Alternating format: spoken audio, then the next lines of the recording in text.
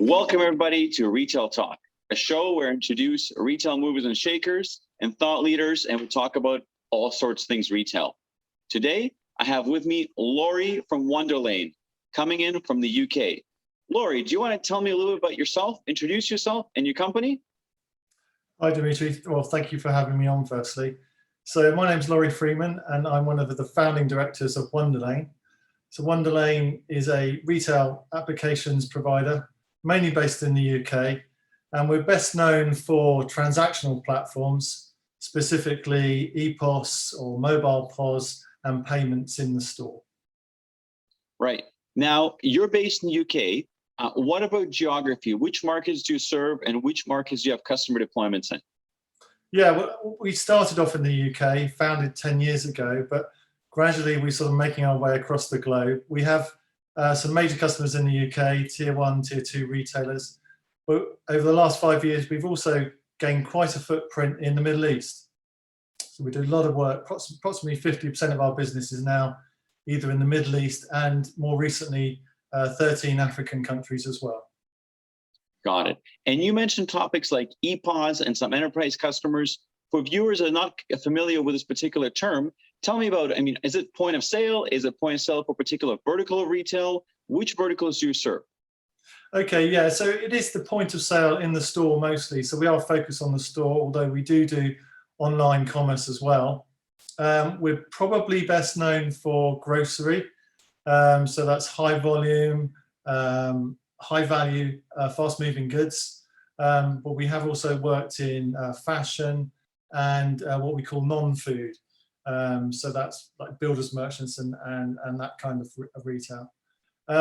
We are best known for what I call the front counter. So that's actually processing the transaction through to building the basket, tendering off, doing the payment.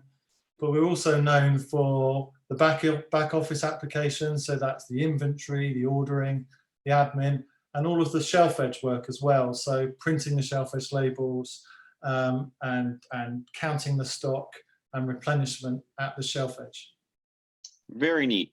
And you mentioned obviously the store processes, but you also mentioned the e-commerce piece. I guess especially in the age of COVID, it's almost impossible to have a store solution without tying to the online realm.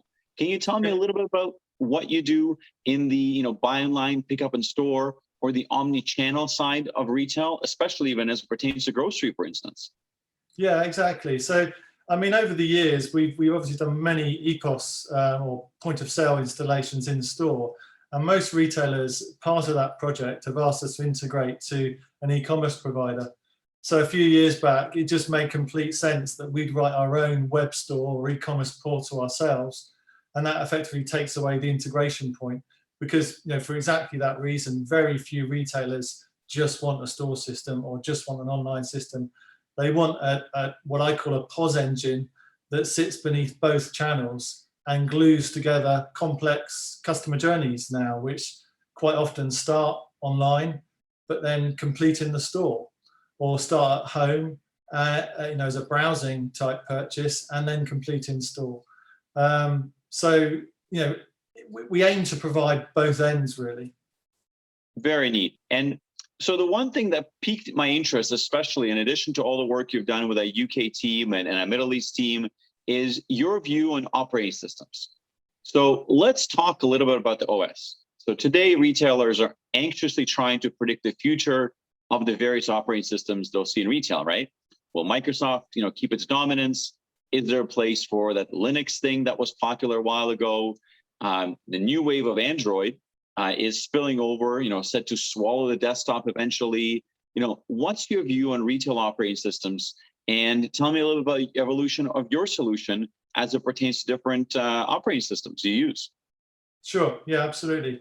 Now, about 5 years ago, we actually made the technical decision to move our entire product to Android, and that's wall to wall. Prior to that, we had been a Windows house for the last 15, 20 years. So, previous versions of our product were all based on the Windows stack. I think there are a few drivers that really drove us to the decision we took. The main one for me was I was kind of seeing how Android was evolving as quite a dominant and competent operating system, and Microsoft also stopping their investment in Windows Phone, and a lot of the retail embedded OSs, a lot of their investment and their vibrancy comes from the phone market. So Microsoft pulling out of Windows Phone, I think, was a signal really that all of the embedded systems would also lack the level of investment that Google was putting into Android. I mean, that was just one reason. I mean, there are so many others that I could pull out. PCI, I think a lot of retailers are getting very tired of having to constantly patch their Microsoft operating systems as part of the PCI regulations. Again, that problem goes away with Android. The flexibility of being able to maintain your devices through MDM products is so vast these days, and again, much more easily done through an Android product. Now, and I haven't even mentioned the commercials. Obviously, in the Windows world, you've got all the licensing overhead, which goes away. Well, that brings up a nice question, actually. What I was trying to interject is, you know, right now, if you think about it, there really isn't that many, especially in grocery, end users that are running an Android OS on their point of sale. So let's imagine, you know, as a grocer or as a retailer, today I have a Windows infrastructure. Tell me, how do you approach that, you know, and how do you solve that with the, I have an, is it a rip and replace? Do I have to replace all my devices? Is there maybe like a strategy of migration? What do you do in that case? Yeah, and I think the arguments have shifted over recent years. I think Android wasn't as trusted in what I call the retail enterprise space. So it had a label really of being something that was more suitable for mobile type devices or mobile applications. And there was some snobbery, if you like, around it, full fat retail enterprise applications needed to still sit on Microsoft. I think a lot of those arguments have gone away.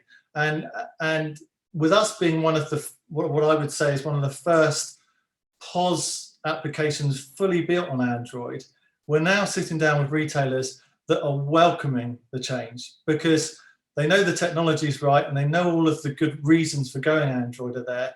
And it's actually refreshing that someone's sitting down with them saying, well, I've got a proven scalable product that is built on Android that can run your business. I think there's one really neat thing that HP bring to the table here and around the hardware, which is we can actually run Windows and Android builds on the same hardware. So I'm able to sit down in front of retailers that are at the moment running a Windows-based POS estate, and they may well have an absolute drop-dead driver to replace the hardware, but they might not be ready to face into replacing the software.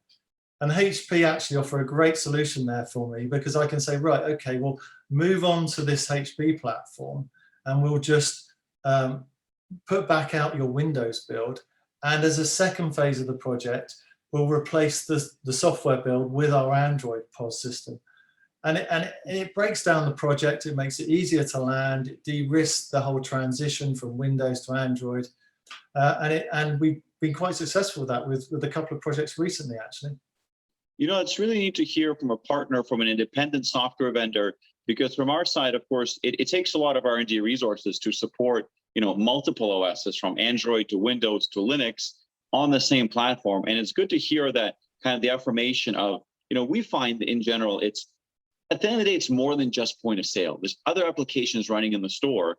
And, even if you're ready at some point to move your POS into the Android world, maybe the other applications aren't, right? So no, it is great to hear that from your side, the ability to support those multiple OSs in the step process is beneficial. So I'm super excited to hear that. Thank you. Now, this is kind of a question that I'm posing to all guests, right? So, give me your prediction for retail for 2021, 2022.